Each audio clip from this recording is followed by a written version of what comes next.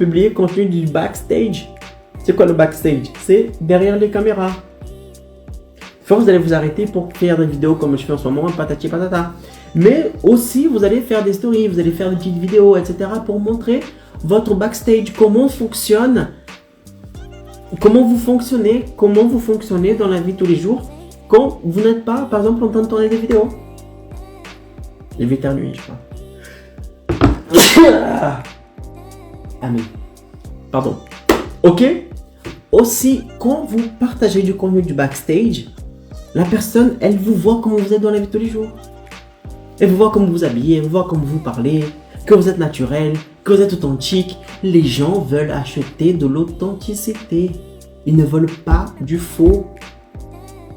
Quand vous partagez un contenu, des stories, que vous êtes là, que vous montrez votre quotidien, par exemple, je ne demande pas de montrer toute votre vie privée. D'accord? Mais quand vous montrez, voilà, je suis là en train de faire à manger, regarde ce que je fais à manger, patati patata, raconter 2-3 blagues. Boum! La personne, elle vous connaît, vous, l'originel. D'accord? La personne authentique.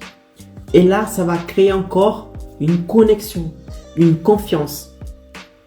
Ce qui sera beaucoup plus simple de vendre après. Pour vendre après. Parce que la personne, elle va savoir que vous êtes une personne vraie.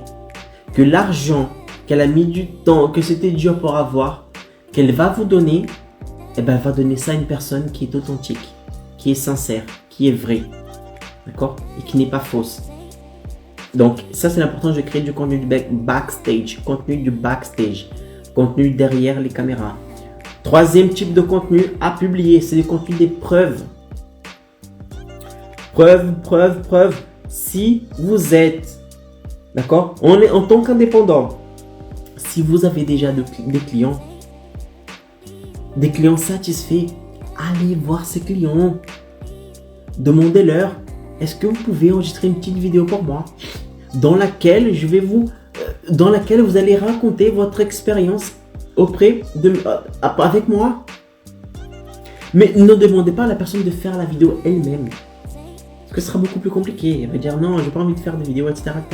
Donc, si par exemple vous êtes une coiffeuse, la personne elle vient dans votre salon de coiffure, vous savez que c'est une personne qui est satisfaite, prenez votre caméra, allumez votre caméra, tenez votre caméra comme ça et dites voilà, je vais filmer ici, d'accord? Et j'ai besoin de témoignages. J'ai besoin de ton témoignage parce que ça va m'aider sur mes réseaux sociaux pour que je puisse avoir plus de clients. Vous n'avez même pas besoin de dire voilà, je vends un infoproduit pour générer 3 000 € par mois sans sortir de chez moi. Non. Dites juste, j'ai besoin de ton témoignage pour que je puisse montrer aux autres personnes que je suis une professionnelle de qualité. Une bonne professionnelle. Est-ce que tu es d'accord? La personne, la plupart du temps, va dire oui sans problème. Pourquoi? Parce que le déclencheur mental de la réciprocité va s'élever. Vous avez fait un très bon travail auparavant avec cette personne. Donc la personne elle aura envie de rétribuer. Je sais pas comment on dit ça en français, de Deus. On va voir ça maintenant. Allez. Rétribuer. Des fois je mélange les mots portugais avec le français. Mon Dieu, c'est un peu bazar dans ma tête.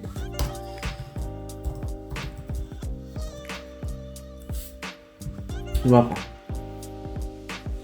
Donner en retour. Non, mais il n'y a pas un mot plus simple. Donner en retour. Oh, ça fait 3 mots. D'accord? Donc la personne, elle a envie de donner en retour. Ça sera beaucoup plus simple. Donc vous prenez votre caméra, vous allumez, vous dites salut, je suis un tel, je suis ici dans mon salon, etc. Et je suis ici avec ma cliente, madame ou monsieur un tel. Et là tu poses la question. Alors, est-ce que tu es satisfait du travail? Comment tu étais avant de me connaître? Comment tu étais avant d'arriver dans mon salon? Et le travail que j'ai fait, ça t'a plu? Comment tu es maintenant? Comment tu te sens maintenant? Est-ce que tu conseilles mon travail d'autres personnes? Oui, j'adore son travail. Là. Boum, voilà. Merci beaucoup. Boum. Et vous arrêtez. Ce contenu-là, vous pouvez le publier. Pourquoi? Parce que le contenu de preuve est un contenu super puissant. Publier du contenu, publier des preuves va vous donner plus de notoriété. Va augmenter la confiance de ton audience envers toi. Et va montrer à ton audience que tu es une vraie professionnelle. que vous parlez, vous savez tout ce que vous savez. Vous êtes une spécialiste. Et la personne, elle va même s'identifier avec la personne qui a enregistré le témoignage. Elle va dire, waouh, elle est comme moi. Avant, j'étais comme ci, comme ça. Cette cliente a eu le résultat que je souhaite avoir. Elle va créer une connexion avec ton client. Elle va se dire, si cette personne a réussi à avoir ce résultat avec cette professionnelle, moi aussi je peux. Et boum. Ça va faciliter la vente après de votre produit. D'accord? Ce qui va vous aider aussi à arriver aux 3 cas plus facilement.